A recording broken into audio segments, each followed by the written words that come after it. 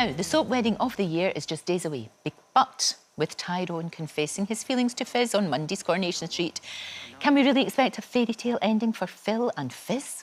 Yikes. Well, Jamie Kenna, who plays Phill, joins me now. So there we are, we've got the dreaded ex-wife wow, back. Wow, that was some journey, wasn't it? I know, we've got Tyrone hovering in the background. It's not looking good. What do we think? Don't give too much away. No, I'm not. No, I have to prepare myself now.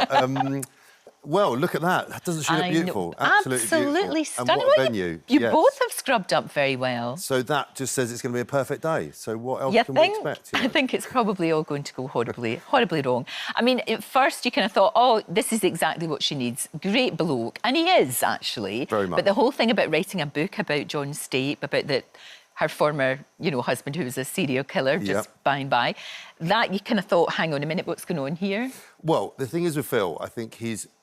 And I say this a lot when I'm asked about him, because there's this whole conspiracy that is he going to turn out to be bad? Yeah. What's his kind of ulterior motive? But he has good intentions. And even with the book, it was all about, because obviously he went out for dinner. It turns out his friend Graham was part of the trial. And he wants to tell the story from Fiz's perspective, from Fiz's point of view, give her a chance to kind of plead her case, as it were. Sure. So it was all good intentions, and that sort of sums Phill up. It wasn't like exploitative.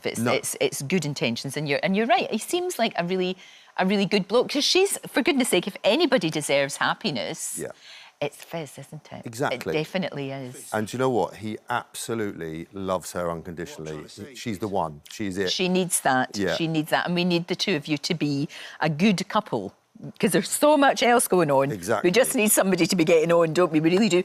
How was your first day at Corrie? It's just... That whole place is awe-striking. It's unbelievable. I've been watching Corrie since I was a kid. Me too. And it's unbelievable, isn't it? And, I remember things like Ken Barlow punching Mike Baldwin and spending 2 weeks trying to get over it. Yeah. So then you walk onto the cobbles and you walk into the Rovers and the cabin and all of that, and it's just... I've been doing this job a long time, but that was a real moment, a real tick box. Special, isn't it? Yeah. They're like royalty. They're like TV unbelievable. royalty. And then you're there, and I can't speak highly enough of Jenny.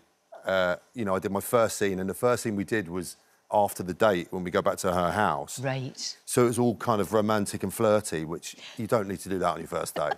And she's just a pro. She's so good. She's been in it so long, and you kind of expect that she's seen so many people coming and going.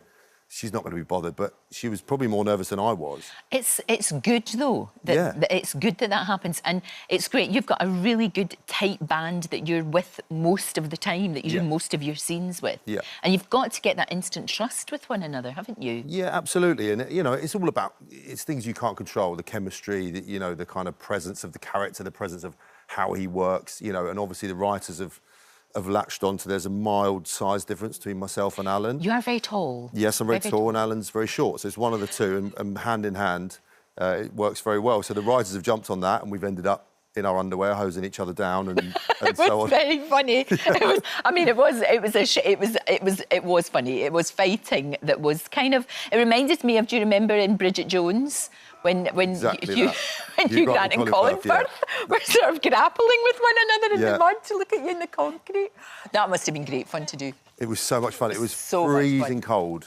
It was a typical rainy Manchester day, and that stuff they use for the concrete, I'm giving away the secrets now, it's apparently the same stuff they put in milkshakes, like McDonald's milkshakes and things, and other milkshakes. So it sort of clings to your skin, so it's like having a cold wrap. And then we're in between takes, kind of shivering. But I do a lot of cold water swimming, so I'm sort of used to the cold. Alan does not. No, he wouldn't have liked that one bit. Bless him, little flower. He was. You were fine. I was fine. You were absolutely fine. Now, obviously, your main role is being a dad. And you're married to an actress, which is good, because then you both know what it's like, don't you? Yes, we met doing a play. We met, did playing you? husband and wife for 2 kids. How lovely. And then, look, real life has actually made that come true. Art, yes. And both of you went to the Soap Awards recently. How was that? It was amazing. Again, it's another one of those sort of tick boxes where I've watched them, I've had friends go to them, but when you're there, it's just it's an amazing experience. And a real eye-opener as well, and so much fun to do the red carpet. and try and not trip myself up during the interviews and try and not give away the entire next year's worth of plot lines. You have to, because the thing is, we ask you and we want to know, but we don't want to know. Yeah, exactly. It's that thing of tell me, but actually, because it does spoil it. We don't want leaks. We want to find it out as we're watching. Yeah. I really hope it works out for the two of them. I do. Now, look, you have been very open, and I think this is a wonderful thing, about mental health and anxiety and all of that, because I think all of us have experienced that over the past couple of years.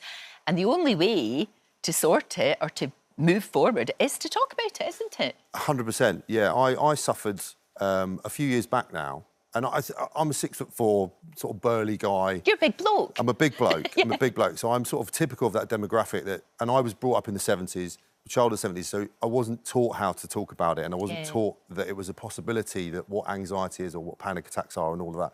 So I started suffering when I was in Warhorse in the West End. Right. And something was happening to me and I didn't know what it was. And it turns out I was suffering from anxiety, depression.